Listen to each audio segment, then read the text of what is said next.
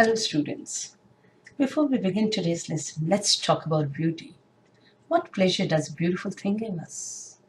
Do you think all beautiful things are worth treasuring? Please have a look at these images. There is beauty in each one of them. A bouquet of flowers is a beauty to behold. Nature has so many things to show us as long as we have an open eye for it. I believe one must wait to watch the setting of the sun. It's so beautiful. Is there beauty in the next picture?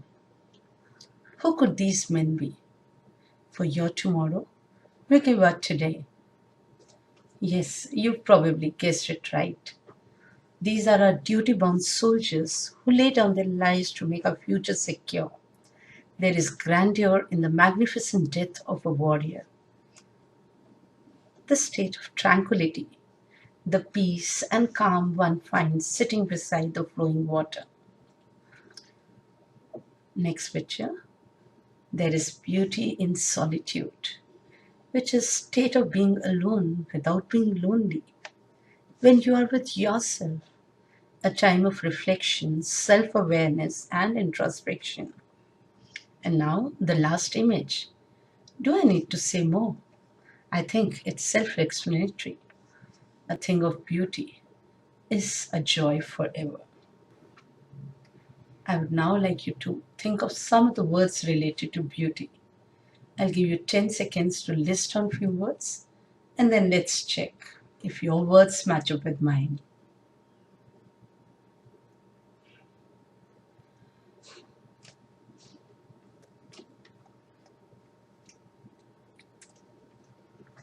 Yes, I hope you've written down some of the words.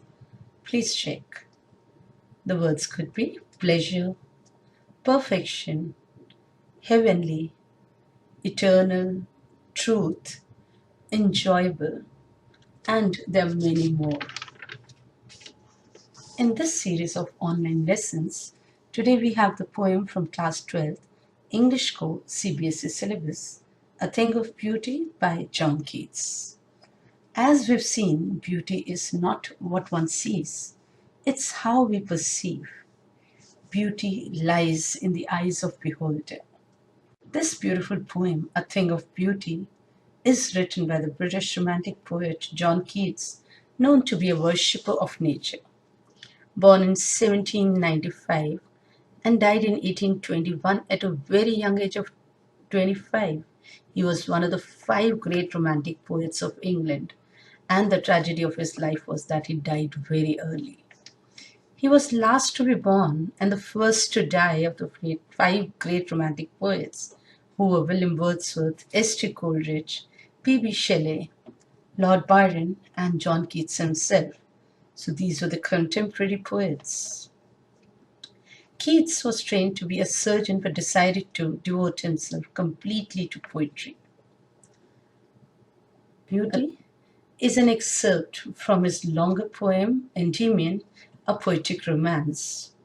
It was published in 1818. The poem is based on the classical Greek myth of the love of the moon goddess Cynthia for a young shepherd, Endymion. According to this classic story, Cynthia descended from heaven to kiss her beloved Endymion, sleeping in everlasting youth on the top of the Mount Latmus. Now the enchanted youth resolved to seek her out, and so wandered through the forest and down under the sea. Now the poem Endymion, as Keats himself wrote to one of his friends, is a test of his powers of imagination and invention.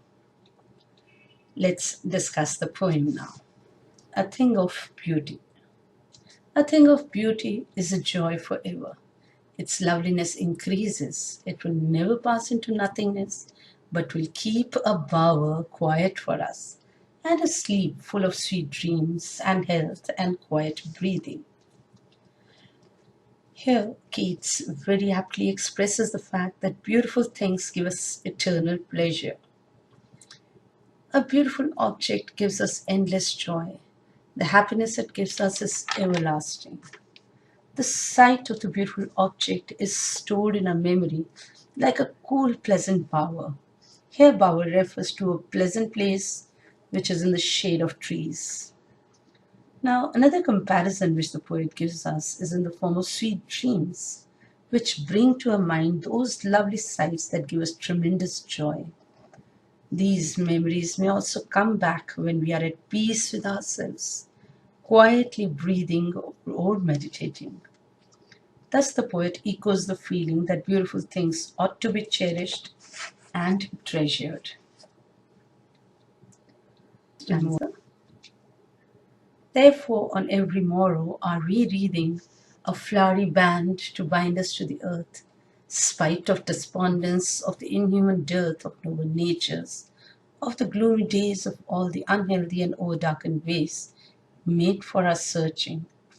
Yes, in spite of all, some shape of beauty moves away the pall from our dark spirits.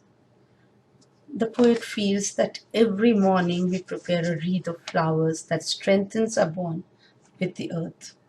Or we may say we make a string of flowers of memories and offer it as a tribute to nature's infinite beauty. There are a lot many things that make life so difficult.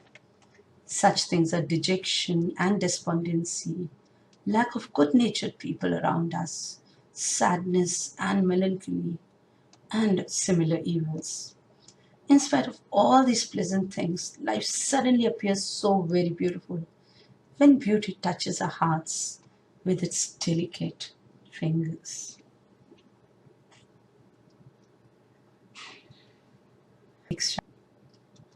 Such the sun, the moon, trees old and young, sprouting a shady boon for simple sheep, and such are daffodils, with the green world they live in, and clear rills that for themselves a cooling covert make, gainst the hot season the mid-forest break, rich with a sprinkling of fair musk rose blooms. We can discover beauty even in the most common and simple things in nature, like the sun, moon, young and old trees, the sheep, daffodils, even green pastures and cool streams. Trees provide us shelter from scorching heat. The forest greenery soothes the body and the mind. The sight of musk roses floating in the mid-forest streams is a divine sight, fragrant and beautiful at the same time.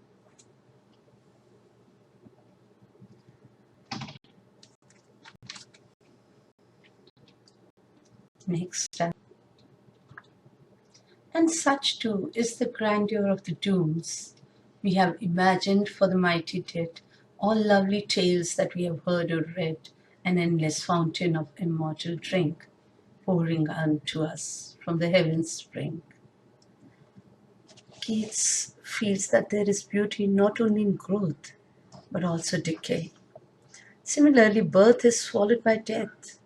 Both are inseparable, and there is beauty in both these aspects.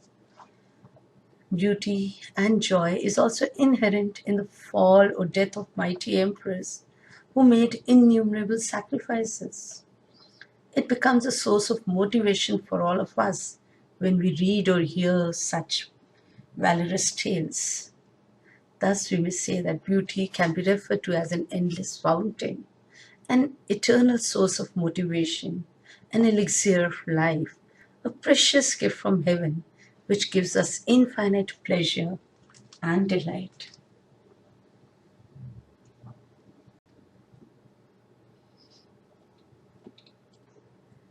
Now, let's look at the difficult words and try to understand them better with the help of their meanings. Bower, as we've already discussed, a pleasant place in the shade under the trees.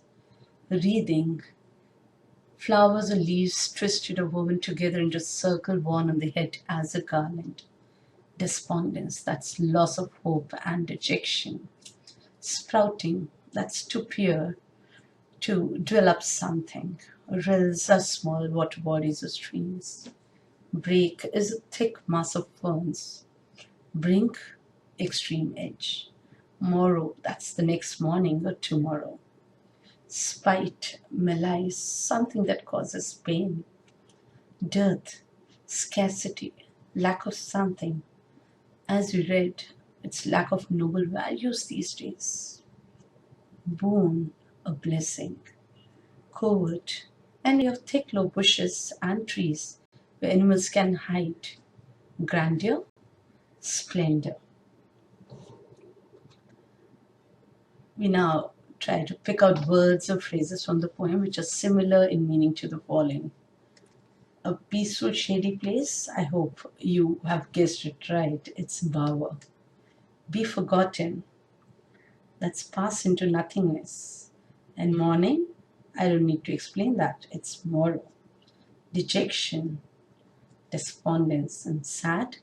That's gloomy. Good quality. Yes, that's noble nature.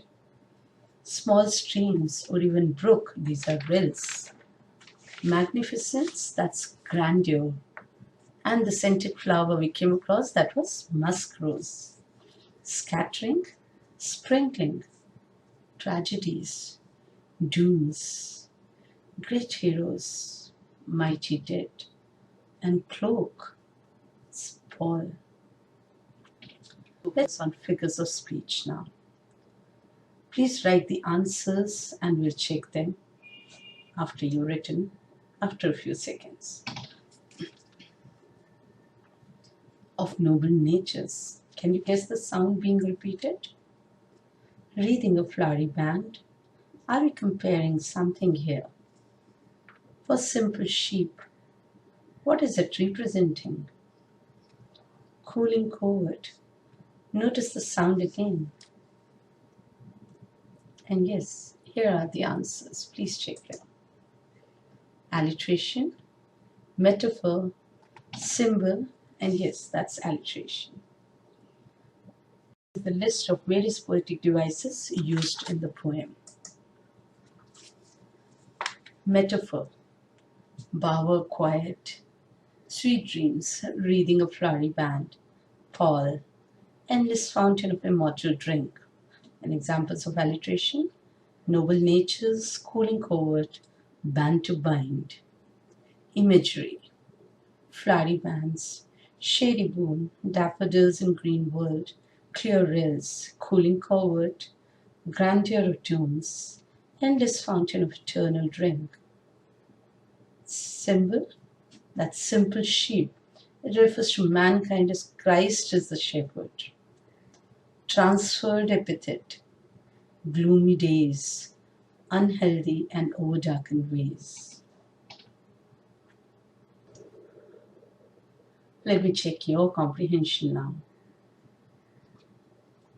List the things of beauty mentioned in the poem. I hope you've thought them right. Yes, these are the sun, moon, bower of trees, daffodils, clear streams, musk roses, grandeur of the heroic tales. What pain and sufferings of life does the poet refer to in the poem? Dejection, disappointments. Even the number of truly noble and good people is limited nowadays. There's so much malice and evil in our society that cause suffering and pain in our lives. What makes human beings love life in spite of sufferings? No doubt there are a lot of sufferings in this world. There are dejections and disappointments. Yet we love life because we love the earth, which is sprayed with abundant natural beauty. The overwhelming effect of natural beauty makes us love life in spite of all the sufferings or drawbacks we have. Why is grandeur associated with mighty dead? Mighty dead are the great people in the past who devoted and dedicated their lives to the common good. They sacrificed their lives for noble causes. If you think about our freedom fighters, yes, they sacrificed their lives so that we could breathe in a free India. Such people never die and live in the minds and memory of the people forever. How is a thing of beauty a joy forever? Because it's a source of everlasting joy and inspiration. It imprints a lasting impression on us. So, before concluding this lesson, let's recall what we have learned today. The main points of the poem are listed here. A thing of beauty is a source of eternal joy. It's as pleasant as cool, quiet bower or sound sleep with sweet memories. In the company of the beauty of nature, we forget all our despair. The objects of beauty are countless. Wonderful tales of ancient heroes are always inspiring. So thank you and all the very best for your exams. Thank you.